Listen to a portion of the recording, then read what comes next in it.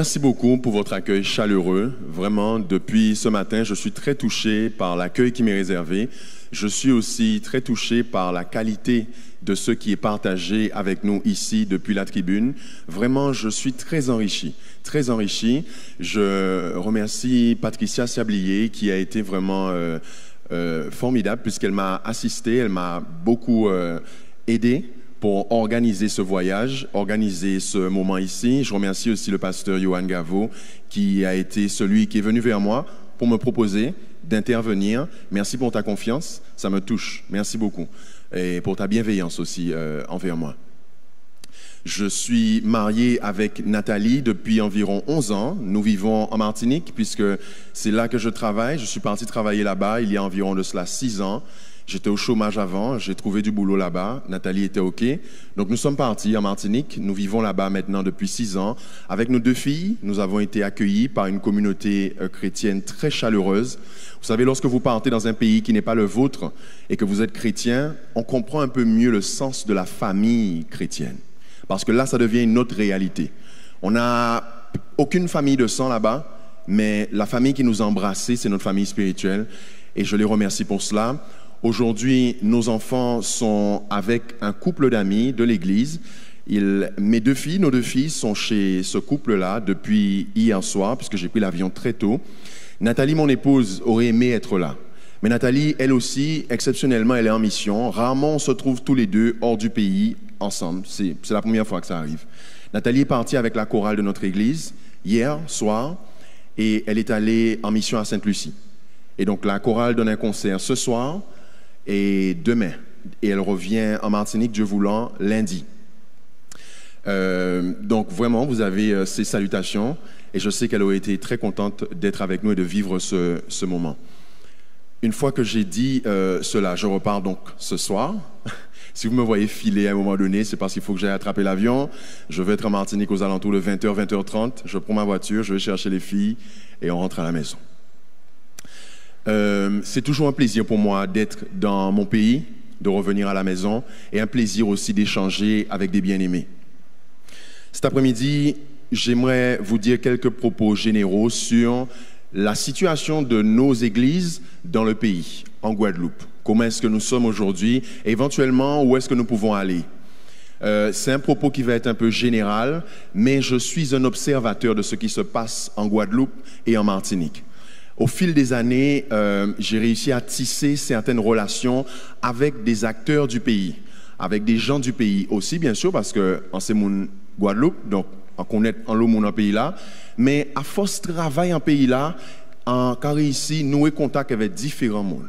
Je parle avec différentes personnes, d'horizons différents, et ça m'aide. Ça m'aide à mieux comprendre ce qui se passe dans le pays. Ce que je vous dis, ce sont des propos qui sont tirés de réflexions que j'ai l'occasion déjà d'écrire depuis environ 3 ou 4 ans. Il y a un livre dont Johan m'a parlé ce matin, c'est un livre que j'ai appelé « Faire une différence ». C'est un livre que j'ai écrit en tant qu'activiste chrétien en Guadeloupe, et l'idée c'était de dire que nous pouvons, là où nous sommes, avec les moyens que nous avons, faire reculer les maux qui frappent notre pays. Il y a un autre livre que j'ai écrit quelques mois après celui-là, que j'ai appelé « Le plus petit de mes frères », qui se base sur cette parole où à un moment donné, Jésus-Christ va dire « Le bien que vous faites au plus petit d'entre mes frères, c'est à moi que vous le faites ». Et c'est un livre qui parle simplement de solidarité. C'est un livre qui dit que si nous voulons toucher notre Guadeloupe, si nous voulons travailler pour le bien-être de nos gens, là où le Seigneur nous a placés, l'un des repères pour nous, c'est de commencer par le plus petit de nos frères. Celui qui a le moins de moyens. Pas seulement celui qui a moins de moyens économiques, mais celui qui a moins de moyens en termes d'affection, en termes d'expérience. Regardez aux plus vulnérables, regardez aux plus faibles, c'est une bonne boussole pour nous. Une fois que j'ai dit cela, permettez-moi de commencer à exposer un peu ce que j'ai marqué sur mon papier. Jusqu'ici, ça va, vous allez bien? D'accord. Vous savez, je reconnais beaucoup de visages. Ça me touche parce que j'ai beaucoup d'amis ici. J'ai beaucoup d'amis, j'ai beaucoup de gens que je connais ici. Il y en a que je connais depuis pas longtemps, il y en a que je connais depuis longtemps. On a travaillé dans différentes choses ensemble. Et ça me touche beaucoup de les voir là, de les revoir. Je veux commencer avec une citation d'un homme chrétien qui a su faire une grande différence avec de petits moyens dans le pays où il vivait. C'est un homme aujourd'hui qui est connu dans le monde entier. Il s'appelle Martin Luther King. Le docteur King a dit un jour, il a dit, en un temps où les hommes abandonnent les hautes valeurs de la foi, vous devez vous y tenir fermement, malgré la pression exercée par une génération folle. Les garder inaltérés pour les enfants encore à naître. Vous devez vouloir porter un défi aux habitudes injustes, défendre les causes impopulaires et foncer contre le statu quo. Je trouve cette citation-là à propos cet après-midi. Et pour ce qui est en train de se passer, ce n'est pas la peine de refaire le constat que nous connaissons devant ce qui se passe en Guadeloupe, ce qui se passe en Martinique, devant le vent de violence, devant les maux sociaux qui soufflent sur notre pays.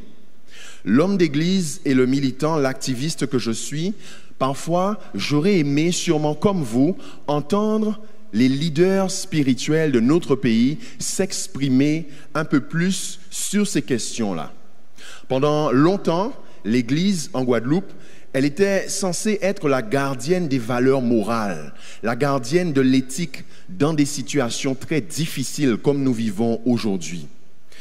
Aujourd'hui, l'Église protestante, elle est de plus en plus présente sur notre territoire, mais j'ai l'impression qu'elle a du mal à nouer un dialogue de qualité avec la société antillaise. Le dialogue est là, mais j'ai l'impression que ce dialogue-là, il peut avoir un peu plus de qualité. Par le terme société antillaise, qu'est-ce que j'entends? Quand je dis société antillaise, j'entends par là ceux qui ne fréquentent pas l'Église protestante régulièrement et qui ne la connaissent pas.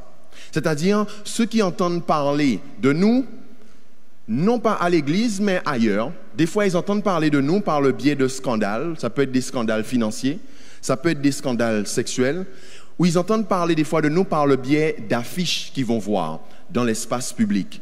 Ils vont voir des prospectus dans leur boîte aux lettres, mais ils ne nous connaissent pas parce qu'ils ne fréquentent pas nos communautés, nos assemblées.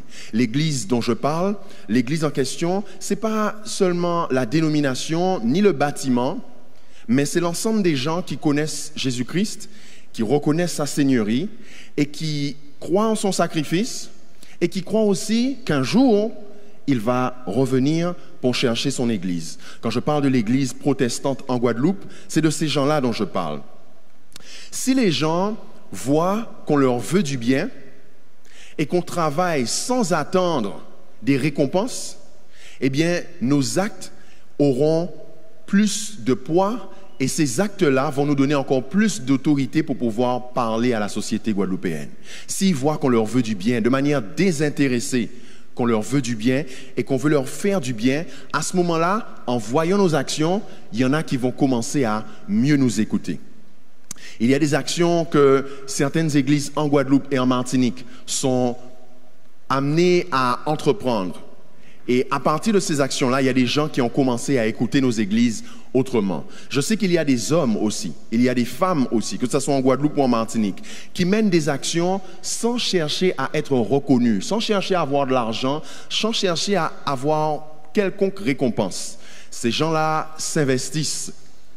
Et lorsque ces gens-là sont amenés à prendre la parole à un moment donné, lorsqu'ils disent quelque chose, ça peut être dans les médias ou ça peut être ailleurs, on écoute ces gens-là d'une autre manière. Leurs actions donnent encore plus de poids et d'autorité à leurs paroles.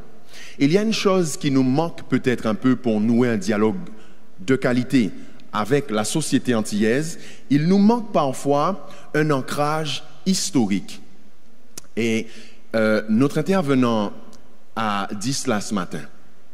Il a dit que parfois, on ne sait pas trop quelle est l'histoire de nos communautés chrétiennes dans notre commune, ou parfois on ne sait pas l'histoire de nos églises en Guadeloupe. Certains d'entre vous, bien sûr, ou peut-être la majorité, savent déjà, mais il y a beaucoup de nos bien-aimés qui ignorent comment est-ce que la foi chrétienne, par exemple, s'est implantée en Martinique. Ils ignorent qu'en 1890, il y a une missionnaire britannique qui arrive à Saint-Pierre en Martinique. Ils ignorent le nom des premiers convertis. Ils ignorent que le pasteur Fataxi en Martinique, il se convertit entre 1890 et 1900. Et c'est le premier à partir à aller à Fort-de-France en 1901. Il va à Fort-de-France. La missionnaire britannique lui demande d'aller commencer l'œuvre à Fort-de-France. En 1901, il part à Fort-de-France avec sa famille. En 1902, le volcan La Montagne Pelée rentre en éruption et rase toute la ville de Saint-Pierre. 28 000 personnes meurent avec l'éruption de 1902. Mais le chrétien que je suis voit la main de Dieu en Martinique parce qu'il permet au pasteur Fataxi de quitter Saint-Pierre en 1901. Et c'est de lui que va découler plein d'autres églises protestantes. Du moins, quand je dis de lui, de son engagement et d'autres bien-aimés, l'église protestante en Martinique va commencer à prendre de plus en plus pied. Il y a des histoires comme celle-là qui sont présentes aussi chez nous en Guadeloupe. Et parfois, il nous manque cet ancrage historique. On ne connaît pas suffisamment l'histoire de nos pays et encore moins des fois l'histoire de la chrétienté dans nos territoires. Si on la connaît un peu mieux, ça va nous donner un petit peu plus de recul pour apprécier ce qui est en train de se faire. Et parfois, on va être un peu moins fataliste ou défaitiste puisqu'on pourra apprécier mieux ce qui est en train de se faire. Je remarque aussi autre chose de l'expérience que j'ai. Je remarque que certains chrétiens ont tendance à regarder la société antillaise de loin ou parfois ils la regardent de haut. C'est-à-dire que nous avons souvent tendance à prier pour notre pays, ce qui est fondamental. Ça a été dit ce matin. Je me suis retrouvé dans beaucoup de choses. C'est fondamental. Mais malheureusement, j'ai rencontré beaucoup de bien-aimés. Lorsqu'il fallait mettre la main à la pâte, lorsqu'il fallait mettre la main dans le ciment, lorsqu'il fallait parfois soutenir de bonnes initiatives hors de l'Église, des initiatives qui étaient commencées par d'autres organisations, ou d'autres associations hors de l'Église, eh bien, à ce moment-là, certains bien-aimés étaient souvent absents parce qu'ils se méfiaient. Étant donné que l'action ne venait pas de nos cercles, merci beaucoup, ils se méfiaient. Alors je me suis demandé, mais est-ce que c'est parce qu'ils étaient fatalistes? Est-ce que c'est parce qu'ils estimaient tout savoir, donc si les autres ne faisaient pas comme eux, eh bien, ils ne voulaient pas travailler avec eux? Je me suis aussi demandé, mais est-ce que c'est peut-être parce qu'ils se sentaient épargnés par un certain nombre de problèmes que nous avons en Guadeloupe et en Martinique? Et j'ai compris que c'est sûrement l'héritage de la laïcité. C'est sûrement l'héritage de la laïcité dans les territoires français qui veut que la religion ne s'exprime pas en public. La religion ne s'exprime pas, ou du moins, si elle ne s'exprime pas en public, elle s'exprime très rarement sur la chose publique. Les choses qui arrivent et qui nous frappent, qui arrivent dans nos médias, les grandes questions qui nous frappent aujourd'hui, lorsqu'elles sont dans le débat public, nous n'avons pas une grande tradition d'hommes et de femmes d'église qui vont et qui s'expriment sur la chose publique. On ne peut pas dire que ça n'a pas arrivé, ça peut arriver, mais à pas oublier que nous nous habiter éveillés tout le temps. Je crois vraiment que l'Église, en tant qu'institution, elle a fait une différence dans nos sociétés. Et il y a beaucoup de gens dans notre pays qui ne sont pas croyants, qui ne fréquentent pas nos communautés, qui ignorent cela. Donc eux-mêmes, des fois, ils nous regardent d'en haut et ils nous voient comme des gens qui sont, endoctrinés, qui sont complètement coupés de ce qui se passe dans le pays, donc ils nous prennent de haut. Je le sais parce que je fréquente certains milieux où on voit l'Église comme ça. Une chose qu'ils ignorent, ces gens-là, c'est que l'Église, en Guadeloupe et en Martinique, elle a fait une grande différence. Maintenant, il nous faut reconnaître qu'il y a certaines dénominations qui ont soutenu des situations sociopolitiques dans nos territoires qui étaient injustes. Elles les ont soutenues. Elles n'ont rien dit. Nous avons une tradition aux Antilles quand même d'hommes et de femmes d'église qui se lèvent pour pouvoir soutenir la justice sociale. Je garde en mémoire l'engagement radical du père Chérubin Céleste, que certains d'entre vous ont connu. Je n'étais pas encore né lorsqu'il s'est manifesté, qu'il est arrivé comme une voix très forte en Guadeloupe. Le Père Chérubin Céleste, il a pris fait et cause pour le mouvement ouvrier et paysan lors d'une grève en 1975. Certains d'entre vous connaissent cette histoire. Je suis allé la rechercher dans les livres parce que je n'étais pas encore né. Je suis né en 78. À un moment donné, il y a une grève en Guadeloupe. Les planteurs étaient très durs. Ils refusaient de considérer les revendications des ouvriers de l'industrie sucrière. Alors à ce moment-là, le Père Chérubin Céleste, qu'est-ce qu'il va faire? Il va commencer une grève de la faim parce qu'il trouve injuste que l'augmentation que ces ouvriers demandent, qu'il y ait un tel dédain, pas d'écoute, pas de dialogue social. Sa conscience d'homme d'église lui dira que ce n'est pas une bonne chose. Donc il commence une grève de la faim. Et cette action extraordinaire, venant d'un homme d'église, elle va relancer le mouvement. Et elle va attirer l'attention sur les moyens déloyaux que les planteurs utilisaient pour pouvoir briser la grève des ouvriers de la canne en Guadeloupe. Il se lance dans une grève de la faim illimitée le 23 mars 1975, mais il ne demande rien aux ouvriers. Il ne demande rien du tout. C'est une action que lui, il sent qu'il est amené à mener.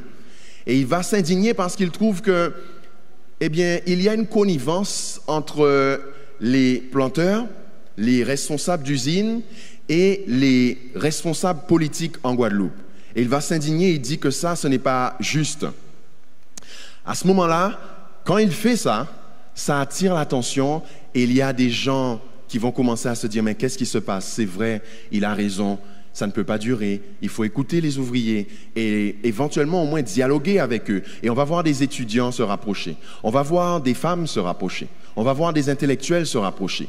Et devant cette mobilisation, eh bien, le cours des événements va tourner. Là, il va y avoir des négociations, il va y avoir un dialogue et les ouvriers agricoles, leurs salaires seront revalorisés. Le geste héroïque du Père Céleste, il est admirable, mais vous savez, il ne doit pas nous intimider. Parfois, lorsqu'on dit ça, on dit « Oh là là, mais c'est lui », quand on parle par exemple de gens comme Martin Luther King ou de lui, ce qu'il vient de faire, on se dit « D'accord, c'est beau, c'est bien, mais moi, je n'ai pas trop de force pour ces trucs-là ». Ça ne doit pas nous intimider. Non, il a su répondre à l'urgence du moment d'une manière appropriée, sans violence. Ce n'est qu'un exemple, celui-là est impressionnant, ce n'est qu'un exemple parmi tant d'autres. Certains Guadeloupéens, malheureusement, et certains Martiniquais, vous voyez, je fais toujours l'aller-retour entre les deux îles, étant donné que je vis en Martinique, j'ai cette conscience de la Martinique aussi, donc je parle souvent des deux îles. Pas de mauvaise chose. Certains Guadeloupéens et certains Martiniquais ne nous connaissent que par les scandales qu'ils peuvent entendre. Et vous savez que quand il y a des scandales dans nos communautés, les médias ne se gênent pas pour nous mettre en page 1. Ils ne se gênent pas pour cela. Ça fait la une des journaux. Merci ma grande. Merci beaucoup. Oh, ça me touche ça. C'est très gentil. Merci ma grande. Ils vont rassouffer un chalet là. Ils bon font bien bail.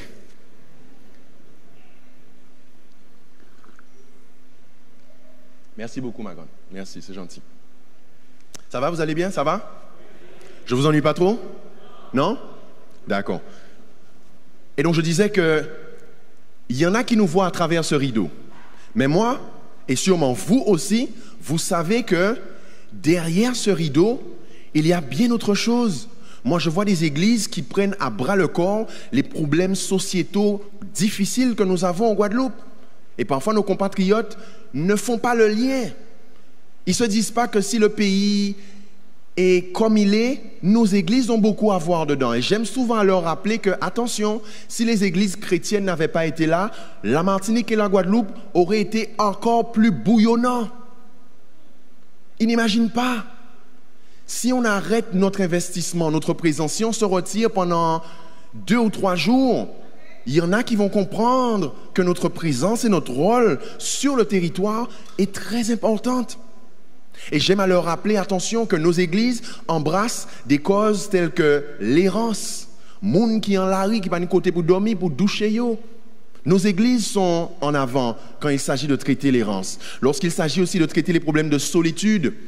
En Martinique, il y a des bien-aimés qui sont sur des plateformes téléphoniques. Ici, en Guadeloupe, il y a des bien-aimés qui sont sur des plateformes téléphoniques, qui sont formés pour pouvoir recevoir des appels de personnes qui se sentent en situation de solitude. Nos églises sont présentes. Merci. Il y a aussi des problèmes comme la pauvreté que nos églises embrassent à bras-le-corps, elles prennent à bras-le-corps. Des problèmes difficiles comme la toxicomanie. Beaucoup de communautés chrétiennes font face à ces choses-là courageusement. Et nos compatriotes ne font pas le lien toujours. Il y a des problèmes comme l'éducation.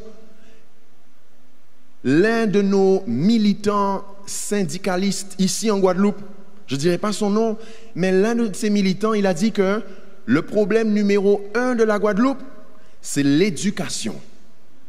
Lorsque je vois le site où je me trouve, lorsque je vois les résultats qu'obtient le lycée de la Persévérance, je me dis que mais nous avons une réponse là. La qualité des enseignements, la qualité de la relation élève-enseignant, étudiant-enseignant. L'Église chrétienne protestante en Guadeloupe apporte des réponses clés à ce gros problème que nous avons, oui ou non? Et parfois nos compatriotes ne font pas le lien. Et j'aime à leur rappeler qu'il faut faire le lien. Il me faut quand même dire que parfois nous, les églises, des fois, nous commettons des erreurs. Des fois, il nous arrive de nous retrouver dans de mauvaises positions. Ça arrive des fois. Hein? Et donc, l'église qui pêche, eh bien, je crois sincèrement qu'elle doit reconnaître ses péchés. Elle ne peut pas faire comme si elle n'a rien fait. C'est comme un individu. Hein? Si elle a fait un faux pas, s'il y a une tâche là, il nous faut reconnaître nos péchés si nous voulons garder de la crédibilité aux yeux de la société. La société nous voit comme des gens qui se prennent pour des saints, des gens qui font toujours tout bien. Nous, on est bons. Et parfois, lorsque nous faisons des choses qui ne sont pas correctes, il est bon qu'ils nous voient dans une posture d'humilité, reconnaître que ben là, effectivement, c'était pas bon, on a mal fait, et on le reconnaît. Et si on a cette posture-là, cela va nous donner plus de crédibilité. Ils verront qu'on n'est pas dans une posture. Nous sommes des chrétiens authentiques. Il faut reconnaître aussi que l'église guadeloupéenne, l'église martiniquaise, elle a changé la vie de beaucoup d'hommes et de femmes en Guadeloupe.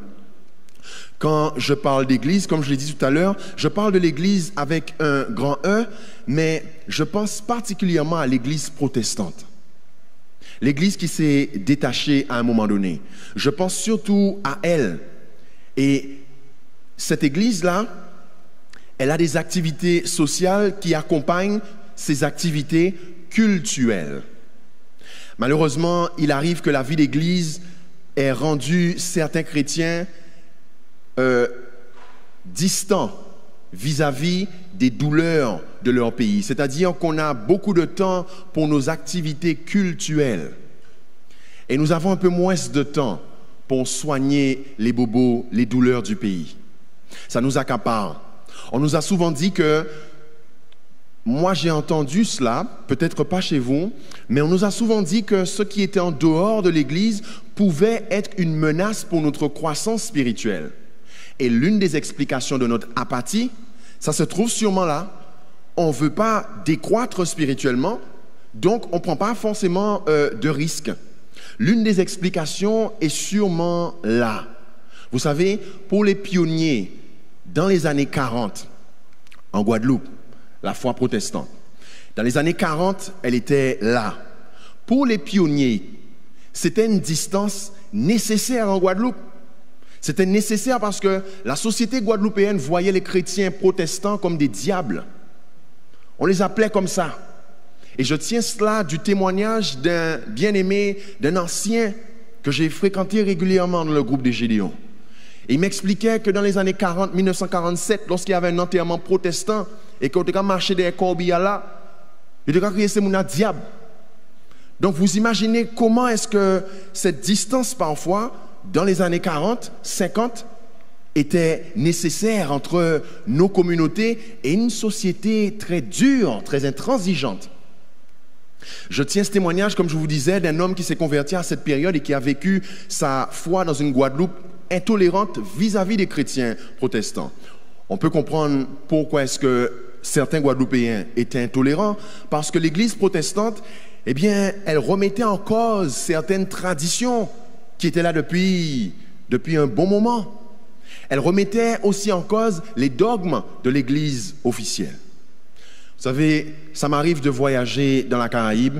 J'ai vécu en Jamaïque pendant 1 an. J'ai enseigné là-bas. Pour des raisons de recherche et autres, j'ai eu l'occasion de bouger dans certaines îles de la Caraïbe. Il y a de cela quelques temps, je suis parti à la Dominique. Et récemment, dans le journal télévisé à la Dominique, je vois un reportage où des pasteurs de différentes dénominations se sont réunis autour d'une table et ils l'ont fait pour réfléchir sur les moyens qu'ils pourraient mobiliser afin de canaliser la violence rampante qu'il y avait sur l'île de la Dominique. Donc, le problème que nous avons ici, les problèmes de violence que nous pouvons avoir, ce n'est pas un problème guadeloupéen, ce n'est pas un problème martiniquais. Nous n'avons pas les mêmes traditions. Certains d'entre vous me diront, mais Steve, ok, c'est pas mal, mais quand tu regardes les îles anglophones, on n'a pas les mêmes traditions. La société n'est pas faite dans le même berceau. La relation entre Église et gouvernement, c'est différent. Et je suis d'accord. C'est vrai, dans les territoires anglophones, le couloir entre institutions politiques ou institutions publiques et Église chrétienne, ce couloir-là, waouh, c'est un tapis rouge qui est entre les deux. Les ministres commandés, pasteur viennent prier pour eux. Pasteur peut rentrer en n'importe qui l'est, il peut être ministre d'économie, ministre du budget, sans aucun problème. C'est un peu plus compliqué pour nous sur nos territoires parce qu'on n'a pas la même histoire ni la même tradition. Mais c'est vrai que les collaborations ne sont pas les mêmes. Néanmoins, lorsque je regarde un journal télévisé où ces responsables d'église se regroupent pour faire face à des problèmes qui touchent toute la société, je trouve que cette démarche est admirable et elle est inspirante pour nous, oui ou non? Oui, elle est inspirante pour nous. Si ces gens arrivent à dépasser leurs différences pour améliorer le sort de leur pays, non pas effacer complètement leurs différences, parce que ce n'est pas possible, sinon on n'a plus d'identité. Mais ils arrivent à, sur certaines choses, certaines causes communes, les dépasser pour améliorer le sort de leur pays. Ça veut dire que les fidèles dans leur communauté peuvent aussi s'investir pour faire reculer les maux qui frappent notre pays. Non seulement les maux qui frappent notre pays, mais aussi les facteurs qui déclenchent ces problèmes-là. Parfois, nous avons du mal à entendre la voix de nos responsables d'église à propos des problèmes que nous avons en Guadeloupe ou en Martinique. Alors moi, je me pose des questions. Je ne suis pas dans une posture à me dire « Ah, il n'y a pas ça, je ne comprends pas ». Non. L'intellectuel que je suis se dit « Comprendre ». Pourquoi? Il faut que tu remontes et que tu cherches à savoir pourquoi. Non pas blâmer, non, mais comprendre. Et je me dis, mais est-ce que c'est par inconscience? C'est-à-dire qu'ils ne pensent pas forcément à ça. Et ça peut arriver. Est-ce que c'est par manque d'intérêt? Non, je ne crois pas que ce soit ça. Est-ce que c'est peut-être à cause des scandales parfois? Ou est-ce que c'est simplement parce que on ne leur donne pas le temps de s'exprimer dans les médias sur certaines questions? Il m'est arrivé d'être dans un plateau où, comme les journalistes savent que je suis un chrétien protestant, ils viennent avec moi sur les scandales. Et ils me parlent des scandales. Alors je lui dis, mais aucune institution ne doit profiter de la faiblesse d'esprit ou ne doit faire des malversations. Ces choses-là sont à condamner et elles sont condamnées régulièrement dans nos milieux. Mais je leur dis, mais ça serait bien que vous invitiez des femmes et des hommes d'église, comme vous m'avez invité. Invitez-les, pourquoi pas?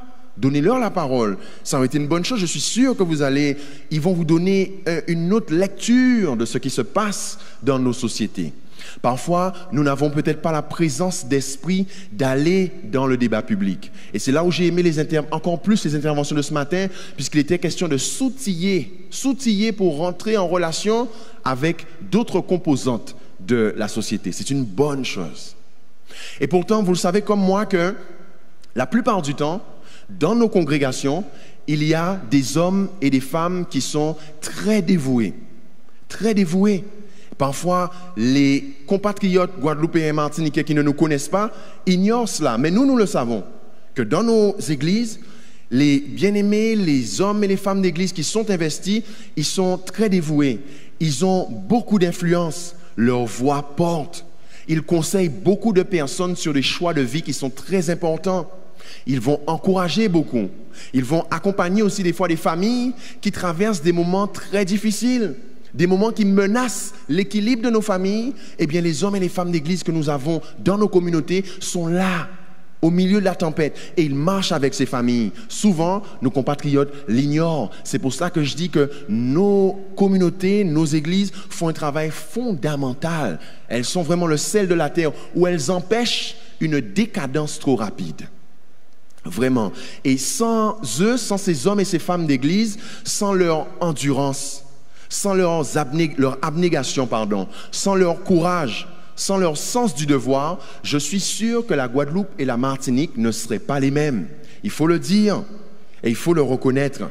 Leur influence devrait servir encore plus de manière visible et de manière intelligible au mieux vivre ensemble aux Antilles. Vous savez, il y a autre chose que je vois, et sûrement vous arrivez à cette constatation. Il y a aussi beaucoup de chrétiens qui sont insérés dans le tissu socio-économique de nos îles.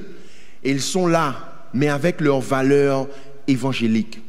Ils rendent nos entreprises plus efficaces, plus éthiques.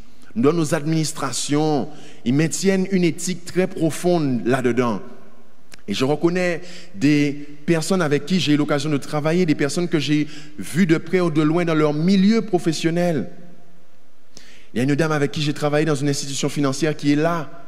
Et c'était une source de sagesse, de calme. Pas pour dire qu'elle parlait bon le monde, hein, mais sa présence, son éthique au travail. Je reconnais d'autres personnes qui sont là, dans nos administrations, dans nos entreprises, qui, avec leurs valeurs évangéliques, maintiennent ces institutions-là de manière plus stable et plus efficace. Ça a du sens ce que je dis? Ça a du sens? D'accord. Et je leur tire mon chapeau. Je vous tire mon chapeau et je vous encourage. Parfois, on se dit, mais qu'est-ce que je peux faire? Mais je vais vous dire que vous êtes déjà en train de faire certaines choses. Dans l'atelier d'après, je vais parler de manière un petit peu plus pratique sur ce que j'ai eu l'occasion de voir, de faire, et vous donner éventuellement quelques conseils. Mais il nous faut rester conscients de ça. Au contact de l'Église, il y a beaucoup de personnes qui ont changé de style de vie. Moi, je n'aurais pas été un garçon recommandable. Sérieux, hein?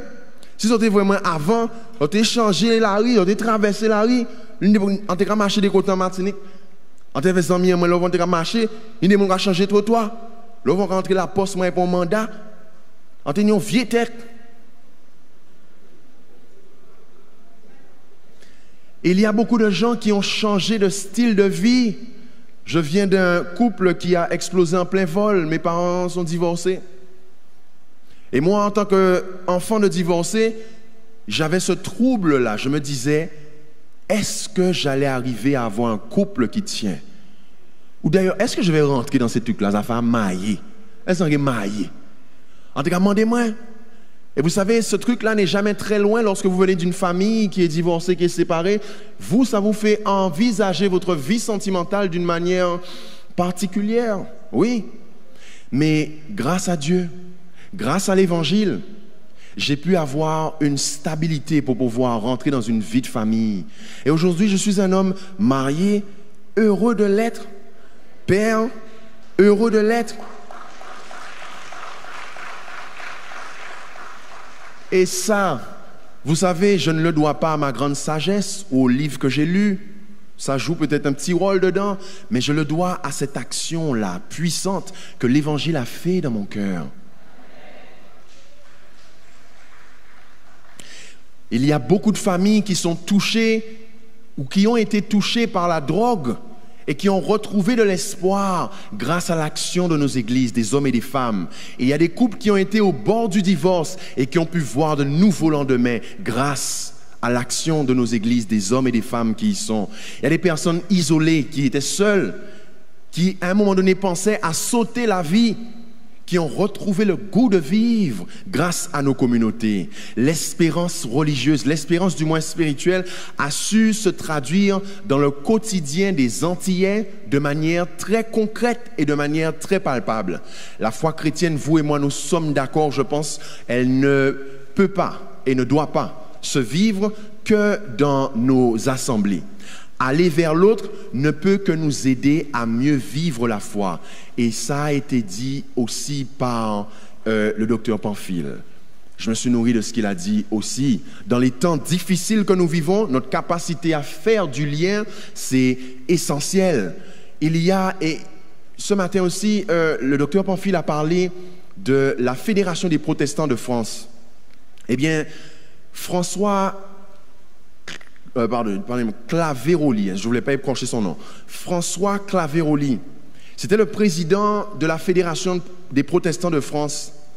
En 2013, voilà ce qu'il va dire. Il dit, dans une société multiculturelle, lorsque je connais et reconnais mon prochain, je vis mieux ma foi et je ne crains plus l'autre. Ça a du sens, mes amis? Ça a du sens? Oui. Le message protestant ne ferme pas les yeux devant les maux sociétaux. Les campagnes d'évangélisation, nous devons continuer à les faire. Elles sont nécessaires, mais elles ne doivent pas être la seule manière dont l'Église rentre en contact avec la Guadeloupe qui souffre, ou avec la Guadeloupe tout simplement. Nous sommes d'accord? Oui, il serait bon que l'Église sorte de l'Église et aille vers l'autre sans se dénaturer, sans perdre son sel. Il faut que nous soyons salés pour pouvoir aller vers l'autre. Et quand je dis salés, c'est-à-dire dans une relation avec le Seigneur, une relation suivie, nourrie, mais également aussi engagée dans nos communautés. Vous savez, ce que je fais hors de l'Église ne va pas prendre le pas sur ma présence dans l'Église. Je vais répéter ça.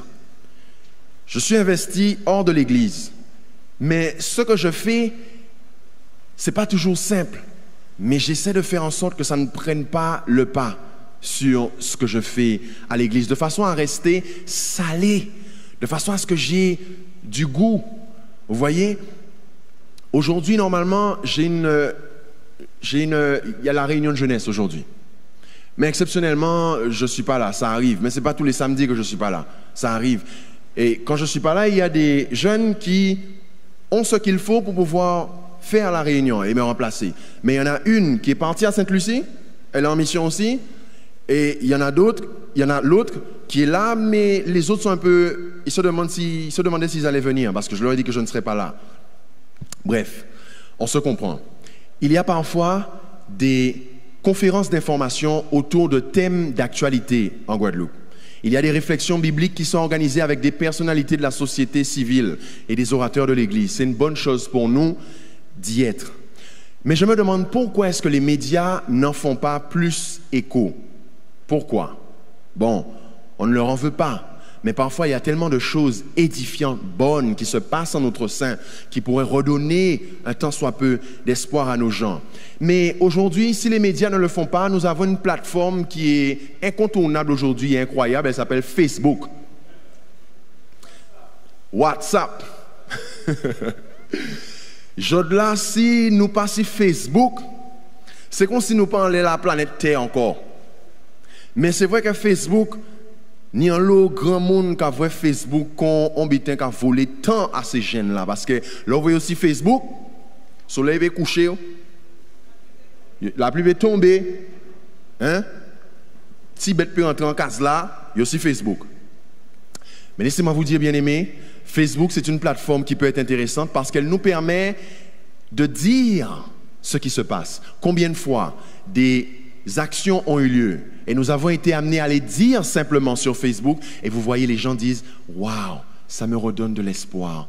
Ah bon, il y a ça? Oh là là, eh bien, les nouvelles que j'ai entendues ce matin ou ce que j'ai vu sur le papier jaune, eh bien, il n'y a pas que ça et ça donne de l'espoir aux gens. Donc, n'hésitez pas, s'il y a de bonnes choses qui se font, communiquez sur cette plateforme-là. Ça redonne de l'entrain et de l'espoir à nos gens. Il nous faut apprendre pour les plus méfiants d'entre nous, tout le monde n'est pas méfiant forcément, mais pour les plus méfiants d'entre nous, il nous faut apprendre à être humble en acceptant d'être enrichi par d'autres personnes. Parfois, nous pouvons être enrichis par des personnes qui n'ont pas d'affiliation religieuse ou qui ont une affiliation différente de la nôtre. Et c'est un message que j'ai entendu aussi ce matin. Il nous faut être assez humble. Parfois, c'est un peu l'orgueil. On se dit, ben, j'ai rien à apprendre de ces gens-là. Mais quand ils vont apprendre moi, c'est yo bizarre bon Dieu, ils ont envie d'apprendre moi. C'est moi qui ai envie d'apporter pour eux. Non, c'est pas une bonne posture. Je me dis que les gens qui ont des horizons de vie différents, qu'ils soient incarcérés, qui travaillent dans une administration ou qui soient originaires d'un autre pays, ces gens qui ont des vies, des horizons de vie différents, ils ont quelque chose à m'apprendre. Donc moi, je veux arriver penché, c'est-à-dire l'homme qui essaie de comprendre ce que l'autre personne peut m'apporter. Je vais terminer en disant que les responsables politiques locaux n'ont pas de solution toute faite pour nos problèmes. L'État n'a pas de solution toute faite pour les problèmes qui nous touchent. Les chefs d'entreprise sont très importants. Ils n'ont pas de solution toute faite. Les responsables d'établissements scolaires, les forces de l'ordre n'ont pas de solution toute faite pour faire reculer les maux qui nous touchent. L'une des clés pour les maux qui nous touchent, elle est entre les mains de l'Église et de ceux qui la composent. Alors, osons tendre la main, tendre l'oreille, donnons de notre personne, de notre temps, parfois de nos ressources économiques, pourquoi pas, et allons et portons notre part de progrès. Nous devrions tous nourrir l'ambition de jouer un rôle utile, non pas se faire voir, mais jouer un rôle utile dans la société. Nous le vivons déjà, mais nous pouvons aller encore plus loin. Je suis persuadé que c'est la Guadeloupe et la Martinique que nous allons laisser à nos enfants qui y gagneront. Voilà.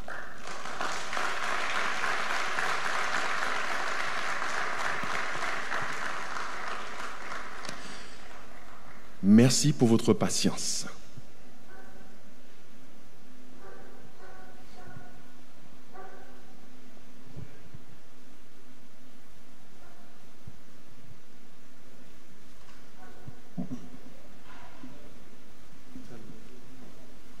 Un, deux, oui. Je vais peut-être laisser Patricia dire. Non, d'accord, ok. Mais nous remercions encore Dr Steve Gadet. Si vous avez peut-être une question à poser à Steve.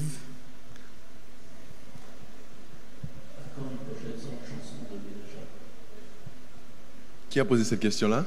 J'ai pas vu non plus. J'ai entendu une voix, mais je n'ai pas compris. Attends un prochain album de Benaja.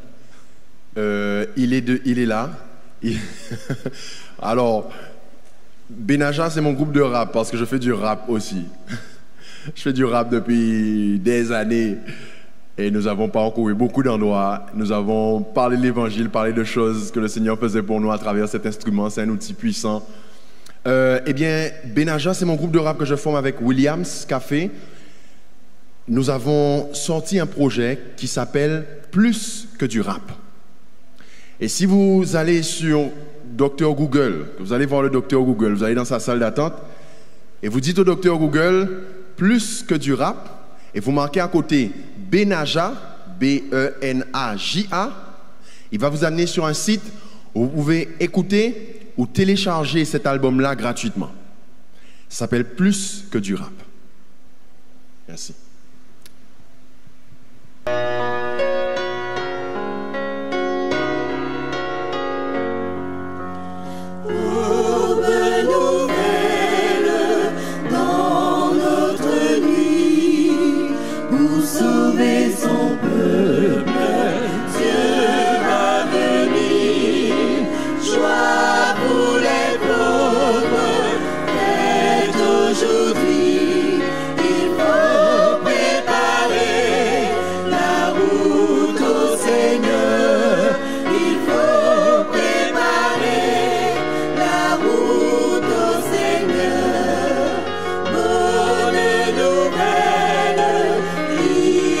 Chansons